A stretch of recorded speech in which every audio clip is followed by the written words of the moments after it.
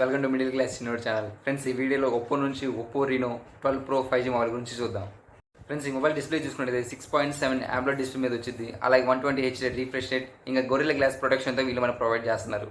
ఇంకా ఈ మొబైల్ అనేది MediaTek Dimensity 7300 octo core process మీద వచ్చింది. ఇంకా వీళ్ళు 12GB ర్యామ్తో వీళ్ళు మనకు ప్రొవైడ్ చేస్తారు.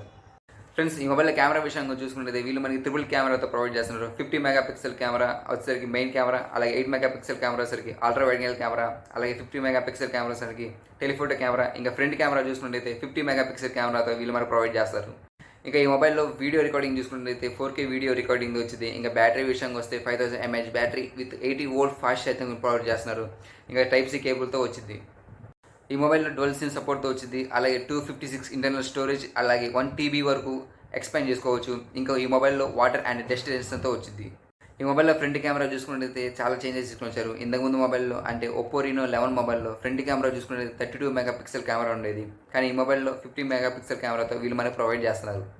ఈ మొబైల్ వెయిట్ చూసుకున్నట్లయితే 180 గ్రామ్స్తో వచ్చింది. అలాగే హైట్ చూసుకున్నట్లయితే 161.4 mm వచ్చింది. అలాగే థిక్నెస్ చూసుకున్నట్లయితే 7.40 mm వచ్చింది.